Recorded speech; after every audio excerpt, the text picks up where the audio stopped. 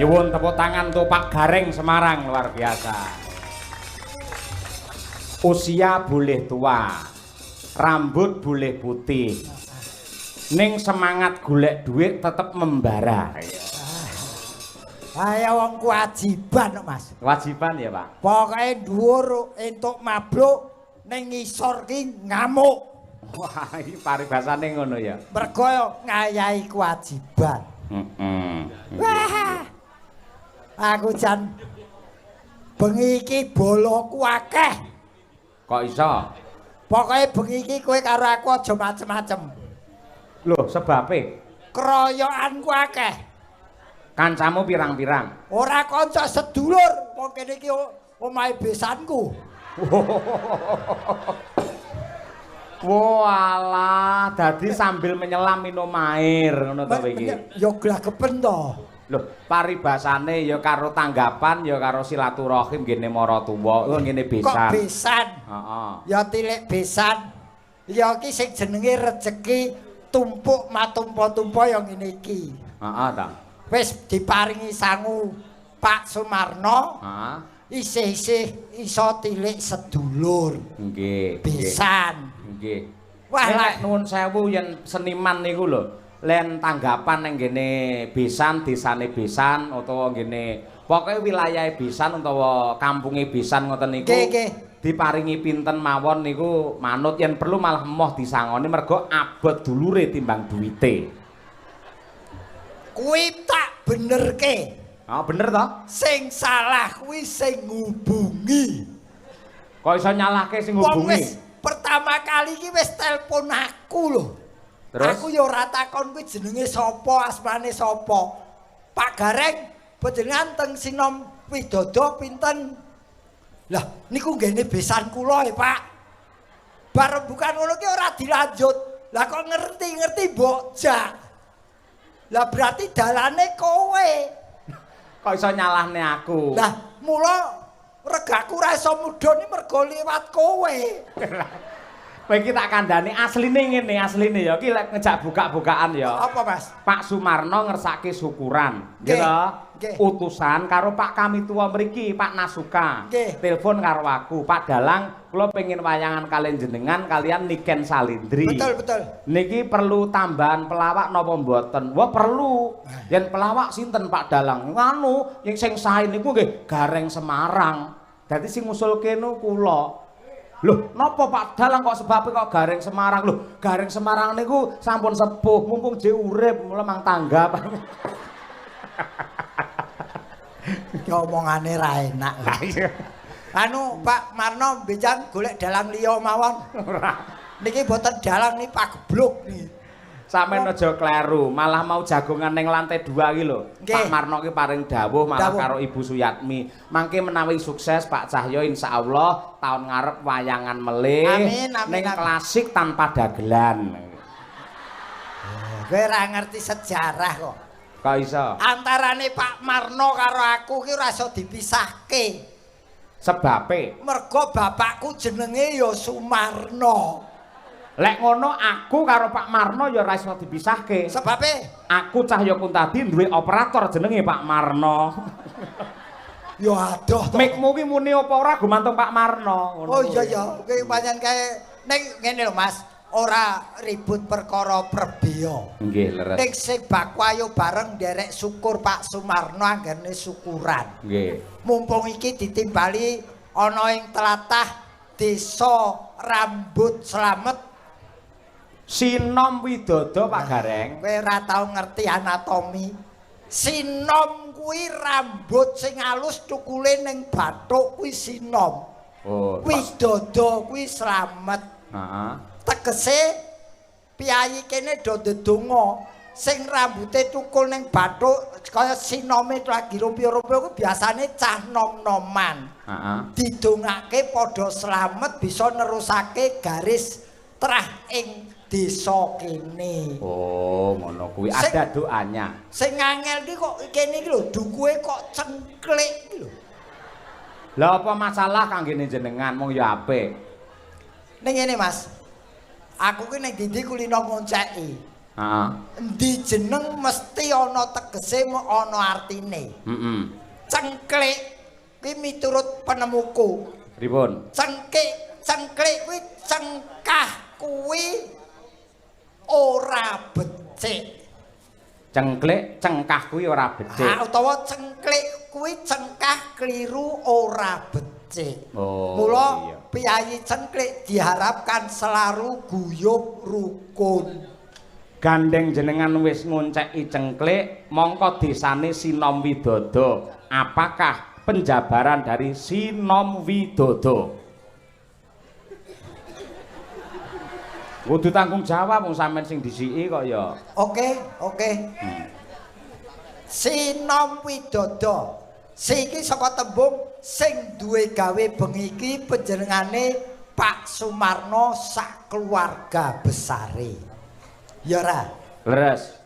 Nampa kanugrahan kesehatan, rezeki, kabejan dan kebahagiaan mula bengi iki tasakuran. Cocok. Wiwit masyarakat nganti punggawa ing desa kabeh do mbiyantu. Leres. Donane sing ana kanggo nanggap wayang dalange ki sapa kowe jenenge? Tak kuwepro iki tekan kene sing ngejak aku iso ora apal jenengku. Oh, wong mangan entuk kecer kok wong lali ra entuk. Ki Cahya Kuntadi. Do yang terakhir do nunggu tekone gareng saka Semarang. waduh. Maksa katut awakmu kuwi. Longke takon ki aja sing anu Mas, aja sing epek-epek. Takon ki sing rada abot. Saiki iki ujube apa? Tasakuran. Tasakuran. Tegese tasakuran ki apa? Ngunjuke rasa panuwun marang Gusti Allah. Kuwi jawabane cah TK. Yen kanggone gareng Tasakuran kuwi tasakuran atau tasakuran. Tah kuwi tandane piyayi sing tebal imane. Dadi panjenengane Pak Sumarno kuwi piyayi sing tebal imane. Titikane wong sing tebal imane selalu bersyukur, jangankan kok diberi sesuatu hal yang istilahnya kaya pahala, rezeki, nikmat, diberi musibah pun selalu bersyukur karena beliau percaya bahwa Allah mencoba umatnya tidak akan melebihi kapasitasnya. Nggih, leres. Wih, nek yen wong sing tipis imane, kuwi titikane yo gampang. Titikane piye? Wong lanang sing tipis imane semakin kaya semakin nakal. Wong lanang sing tipis imane semakin kaya semakin nakal. Yen wong wedok sing tipis imane semakin nakal semakin kaya. Wis pikiran dhewe pokoke. Sing lenggah ning ngarep iki akeh-akeh ibu-ibu lho. Lah awakmu kok diprotes karo ibu-ibu piye? Makanya tinggal memilih mau tebal imannya apa tipis imannya. Ya. Ewadene sah, sah. Sahnya kalau diketahui oleh orang banyak, wong syukuran yo ngene iki masih ngerti akeh. Diketahui, disaksikan. Kurang afdol kalau tidak dibarengi dengan tirakatan. Kaya bengi iki do melek bengi iki tirakat ngiras-ngirus. Terakhir anugerah dari Allah Subhanahu wa taala yang ditunggu-tunggu. Walaupun sudah diberi rezeki, harus tetap meminta kepadanya, tidak boleh kepada hal yang lain. Gandeng sing tasakuran ki Bapak Sumarno, apakah arti kepanjangan Bapak Sumarno? Iki abot lho Mas. Iki nerjemake nganti ora bener. Ora entuk tambahan lho Mas iki. Jare ngene besan njaluk tambahan ora. Oke. Ayo kudu cerdas. Sugih sanak, sugih sedulur, mula duwe gawe sing bantu ya akeh. Cocok. Mar kuwi marga kenceng anggone nyambut gawe lan donga, mula rezekine ya lumintu. Nonton wayang hobine. Wah iya. Pak Marno tasakuran mokal bisa kelakon yen ora disengkuyung karo Ibu Suyatmi.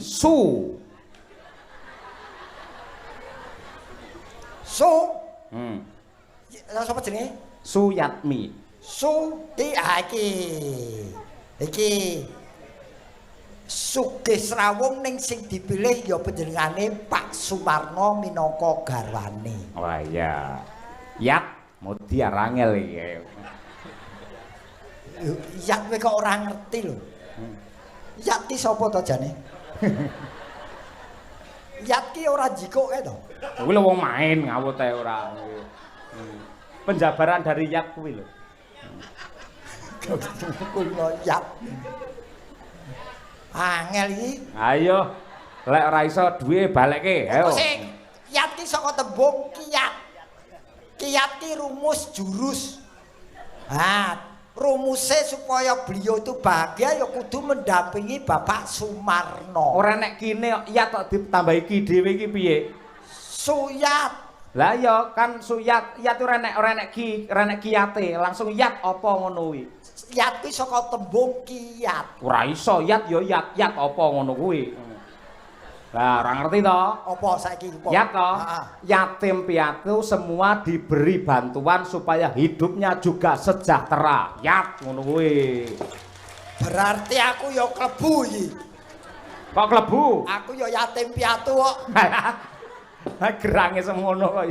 Lah kene kowe ya iso mbok terjemahke dhewe. Ora ki kewajibanmu terakhir mi. Yatim piatu selalu disatumi mergo kuwi ya dawuhe Bapak Sumarno. Betul. Terakhir mi. Mikir apa meneh wong wis dampingi Pak Sumarno saiki ya wis bahagia sejahtera lahir batin. Wah iya. Nggih. Sapa meneh jenenge Pak Mudin sapa? Wis sisan ngono lho. Bareng wis panas kok terus emosi lho ora iki. Ora emosi piye? Ora ngger kebon sego tewel iki galak aku. Wah. Ciri khasnya kene ya, Reng. Oh aku pancen sengaja mampir ning besan suguhi sego tewel. Wah. Bungkuse isih tradisional godhong jati.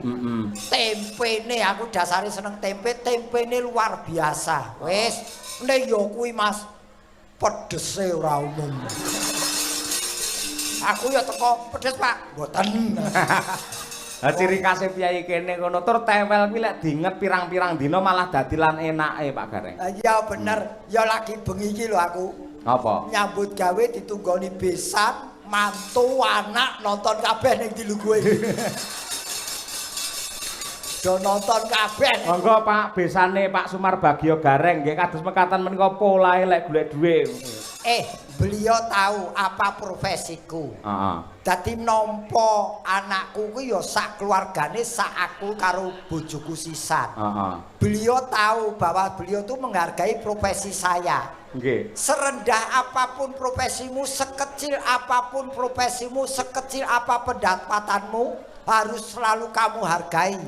Walaupun tidak membuat kamu kaya raya, paling tidak membuat kamu mengerti arti kehidupan. Iya, ning kuwi lak teori. Nah, nuwun sewu, besane jenengan mau pun ketemu kalih kula. Napa? Mantune jenengan ketemu kalih kula, malah kula bar dandan kalih besan jenengan dijak foto. Pak Dalang nyuwun foto, Pak Dalang. Nggih, ngestaken dawuh. Lah jenengan mboten foto kalih besan jenengan Gareng niku lha raine kados ngoten kok. Kowe moyen ketemu mantuku mbok njaluk tulung sisan. Ngapa? Kae ora kae dokter, ora spesialis ning duwe keahlian khusus. Apa? Keahliane cuci darah. Yen kowe kepengin kono. Moh. Aku darahku sik suci kok ngawut ae ora. Wong kok senengane iki nggih matur nuwun lho Pak Sumarno kula ditimbali mriki saged ngibur sederek-sederek kula ingkang wonten mriki.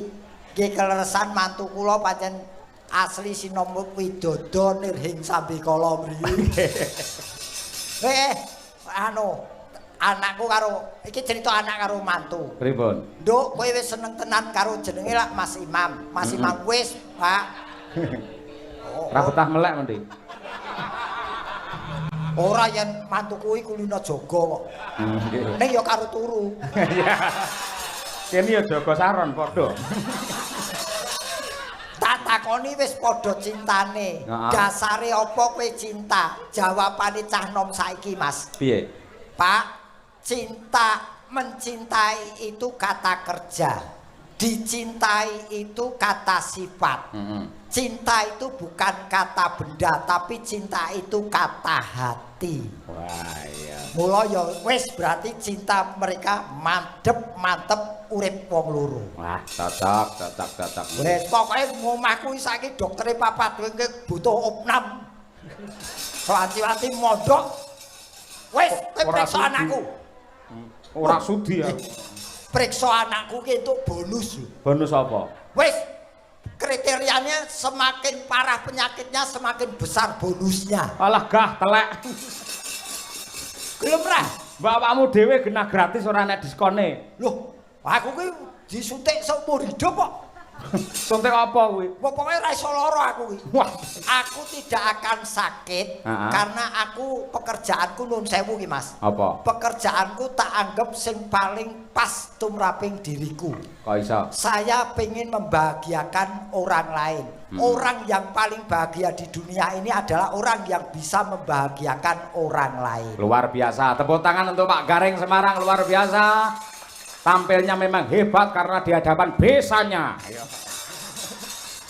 Tak golekne kanca iki mumpung gendut Niken Salindri wis dianti-anti karo para lenggah. Oke.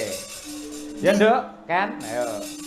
Cublak suweng men berdiri ngancani Pak D Gareng. Yuk, dados. Oke.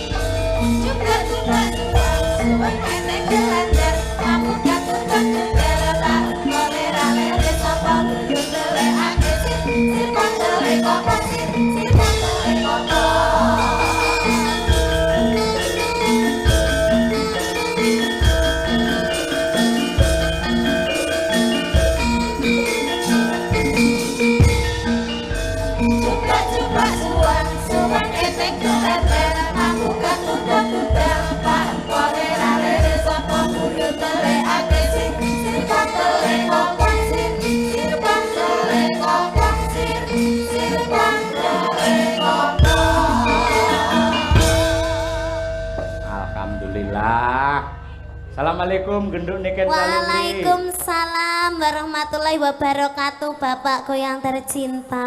Aduh, terima kasih Nduk. Sehat ya Nduk ya. Alhamdulillah pangestune Pak. Rawuh jam pira ning daleme Niki Pak wau Marno? Jam pinten Pak? 7:30 nggih. 7:30 nggih. Nggih, 7:30 alhamdulillah. Wis sing ngenteni iki lho Piyai Semono kabeh iki fan Niken Salindri ngono kuwi nggih. Niki tiyang sakmenten kean niki ngentosi kula to, Pak? Ngenteni jenengan. Sanes jenengan. Nggih kula kalih jenengan. Oh, Dadi piyai alhamdulillah. mriki sing senengi disenengi kula kalih jenengan. Alhamdulillah. Lek mburine jenengan sing nyenengi mung mara tuwane kalih anune tok niku besane. Iki sing diarani wong bodho ning gawe ukara dhewe. Kok iso? Sing diteni iki ora kowe karo Niken. Lah, Sing diteni iki sing ning jero kamar mandi iku lho. kok iso? Kok ora metu-metu diteni. Ha iya. Wong kok kowe jenenge banci ladang kowe.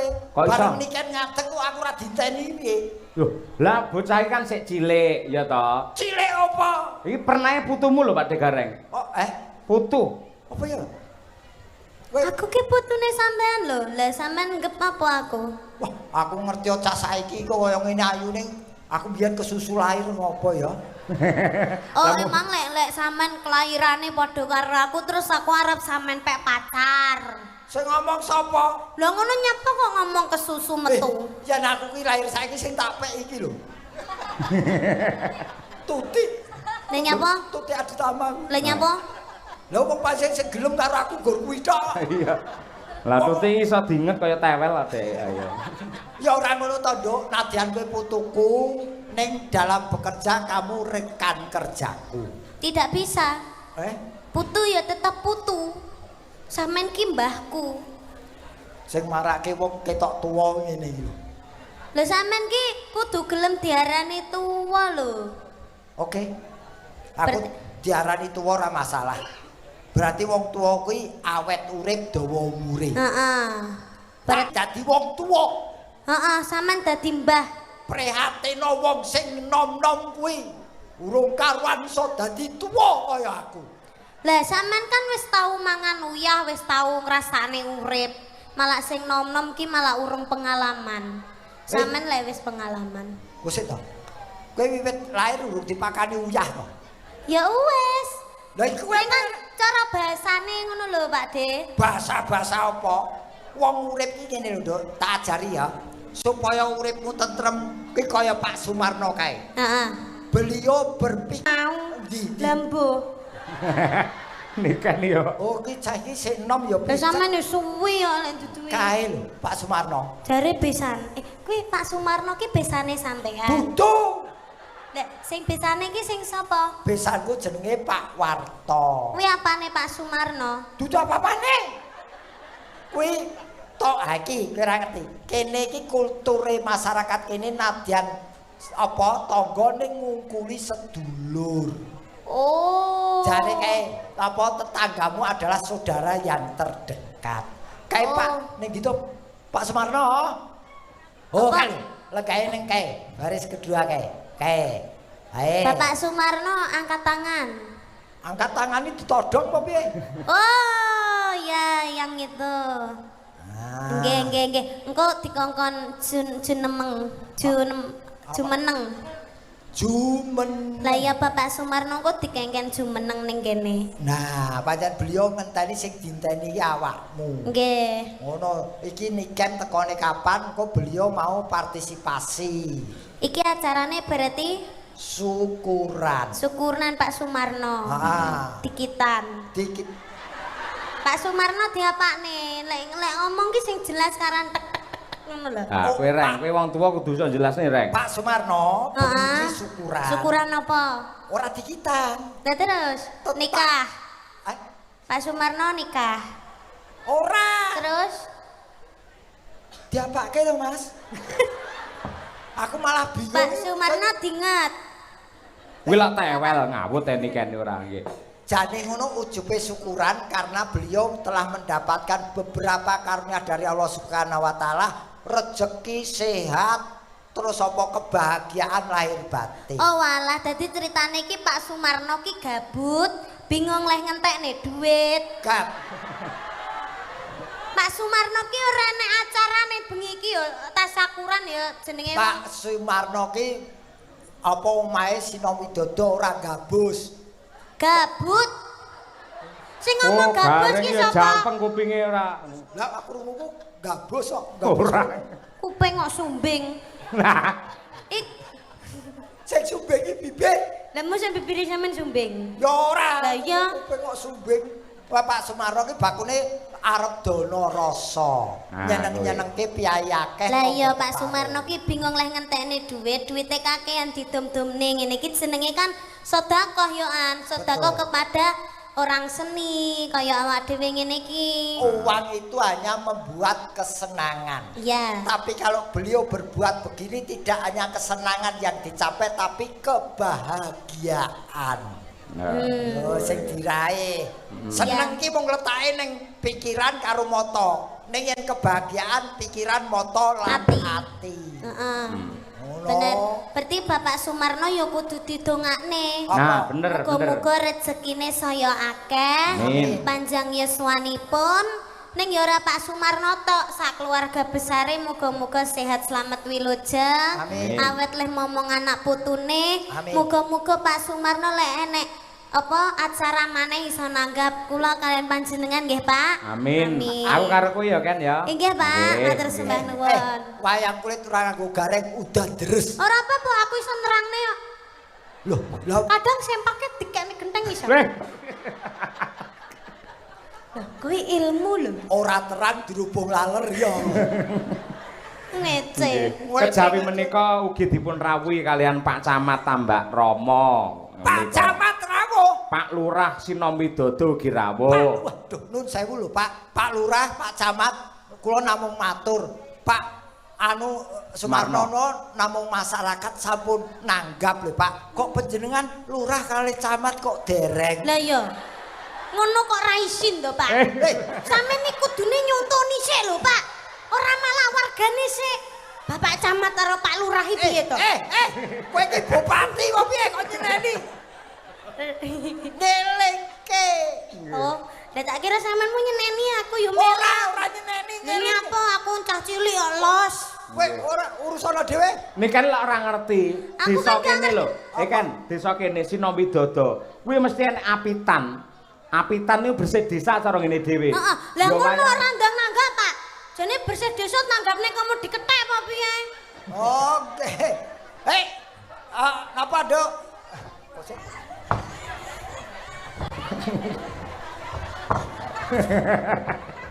Kowe kosong apa ta? Tidak. Wah, ajeng diparingi sinten iki? Oh, mosok Jenengan apa kula? Hai. Matur sembah nuwun ki.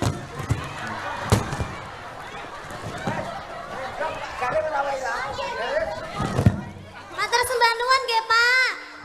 Ibu matur sembah nuwun nggih. Terima kasih ya, Dek. Oh, nyuwun foto. Iya, iya, iya. iki kurang siji kan? Iki dicangkeng sisan. Iki. Lah terus apa gitu aku arep minggat Pak piye kok? Wah, kayak bonekane tiba. Oh ya, Nggih, foto nggih. nggih. Nggih, terima kasih, Bu. Ngono kuwi, nggih. Pak De tolong gawake miku ya, Pak De. Mbae yo manut karo putune. Ora niken iki kok bar tanggapan kok kene dodol kembang. Kuwi tandha tresna kok nggih, nggih, nggih. Nggih.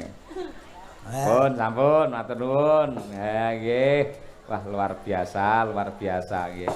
Sindenku ora tau entuk ngono kuwi nyaput. Entuk sesuk Mbok duwe kanca ngono gayane dikeki ngono lho apa piye. sesuk dikirimi karangan bunga. Iya. Nduk, sampean nate nembang anu apa kuwi Mari Kangen. Oh, nggih, Nate. Jebul kan nate. Nggih, Lah, nate. kuwi iki pekaremane piyai kene dipundhut karo Bapak Sumarno. Oh, nggih. Sing klasik dhisik ya. Oh, nggih, nggih, Pak. Nggih nambani rasa kangene Bapak Sumarno karo warga masyarakat ing Sinom Widodo mriki. Nggih, niki Pak Camat kalih Pak Lurah apa pripun, Pak? Rawuh nggih. Rawuh. Nggih. Pundi nggih tiange Pak Camat kalih Pak Lurah wau? Ah nika dadah. Wah, yang dada-dada. Ya Allah, Pak gantenge, Pak. Ya Allah. Awas Pak, awas. Nggih, Pak. Bapaknya gagah perkosa. Mare kulinamu kepethuk taslim. Aku bosen petuk Mas Taslim. Nggih. Mari Kangen rumiyin monggo Mas, diaturake genduk niken. Yo, saking bonangipun. Yo.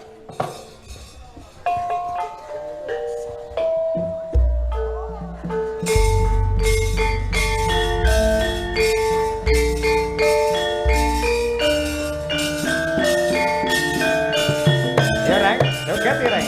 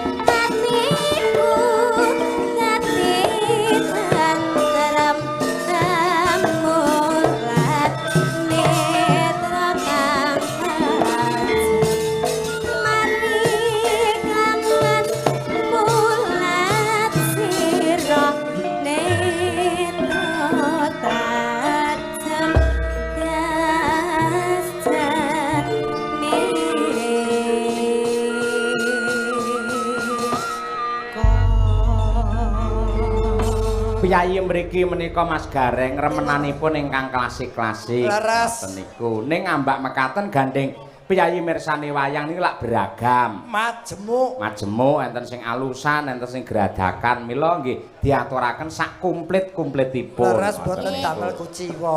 Nggih, mila saking menika dasaripun ingkang kepareng rawuh semanten kathahipun para jabating kadipaten mandhapipun Pak Camat, Pak Lurah sedaya kepareng estreni lan ugi dipun pangestoni dening para sepuh adi sepuh para kiai alim ulama ingkang kepareng rawuh ngoten niku. Amin nggih. Dadi warata tanpa sela ibaratipun sedaya diaturi hiburan Mas. Inggih mila saking menika. Tur nggih dicucukke ngundang niken iki ora cucuk.